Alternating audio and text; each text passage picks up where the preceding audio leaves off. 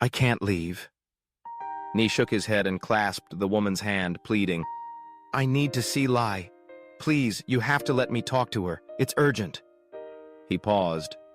Seeing that she still remained silent, he had no choice but to confess. Lai and I never truly broke up. We just pretended to fool the grown-ups. For the past 4 months, we've been secretly meeting. What? The woman turned her head sharply, as if startled, but before she could respond, a loud, angry voice boomed from behind the bamboo screen. What did you say?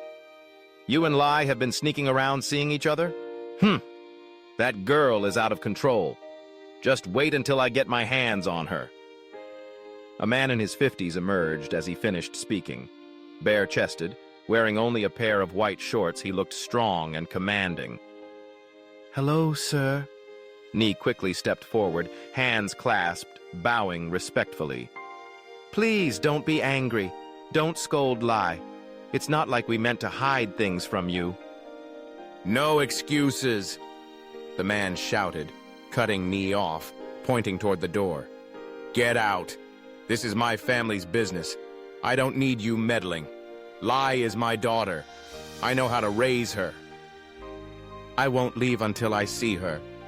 Nye stood his ground, eyes full of sincerity. Please, for her sake, let me speak to her. See Lai? What for? The man's eyes blazed. To make her suffer even more? Or is it to tell her the date of your engagement? As his rage boiled over, he suddenly grabbed a machete hanging from the wall. Get out before I cut you into 3 pieces. Nee, please go. Knowing her husband's temper, Mrs. Thon quickly pulled Nee toward the gate. Lai's not home. And is it true? Are you really getting married? Nye nodded slowly. She broke down in tears. Oh, my poor girl. Please, ma'am. Nee held her hand tightly. It's not what you think. I haven't betrayed Lai. I love her. I'm only marrying Lee to please my parents. My mother promised that if I agreed, they would still let me marry Lai. I swear I'll only live with Lee out of duty. My heart belongs to Lai. Go home. She pulled her hand away, upset. Don't see her again. No! Nee wrapped his arms around her. I can't leave without explaining everything to her. I don't care what you have to explain. Mr. Thon stormed out from behind the door again, machete in hand. Leave now or I'll chop your head off. Dad! Mom! Nee! What's going on? Lai had just returned from gathering water lettuce when she saw her father threatening Nee with a blade. Terrified, she ran over and grabbed his arm tightly. Don't, Dad, don't hurt him. It's my fault. I love him. Then she turned to Nee and cried out, Run! My dad's serious. He'll hurt you for real. Oh, God. Mrs. Thon stomped and sobbed. Nye, leave now, or I'll bite my tongue and die right here if that's what it takes. Seeing the situation was hopeless, Nee had no choice but to run.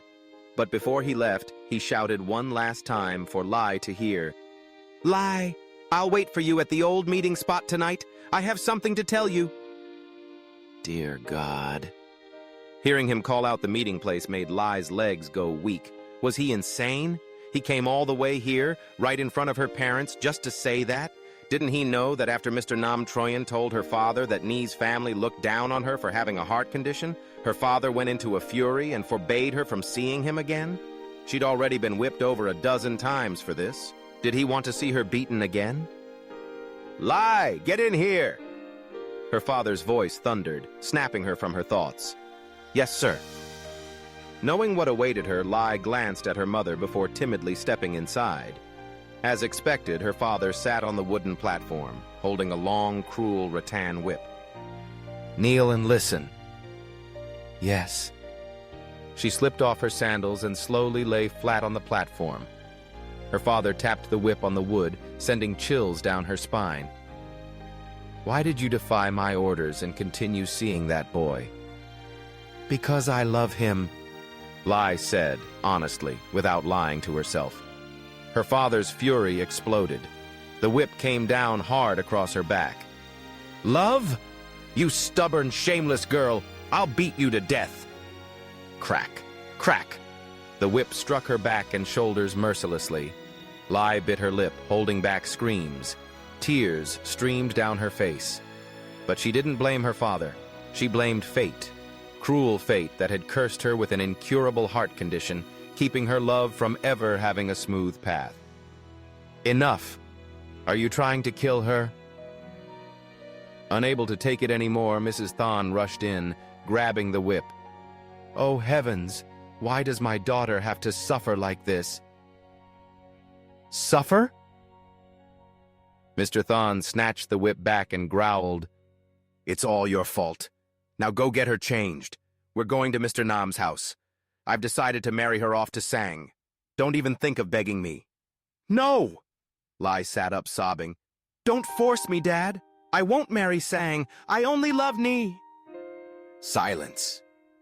He pointed the whip right at her face. "No crying, no pleading. My decision is final. Your wedding will be held one day before Ni's." "Ni's wedding?"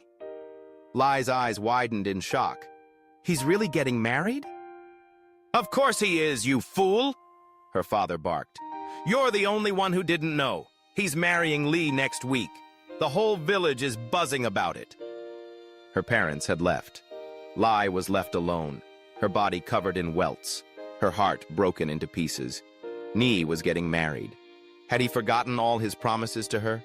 Even the child she was carrying, his child, he didn't care anymore? Dear God, how much more pain must she endure? "Li, if someone knocks on the door later, don't answer." The wedding had just ended. Nai slipped away from the guests and locked the bedroom door. Outside, the celebration was still going on. His friends were laughing, teasing him for rushing into the room so soon. But the truth wasn't what they thought. Inside, the bride, Li, was sitting quietly, her eyes full of tears as she gently held Ni's hand.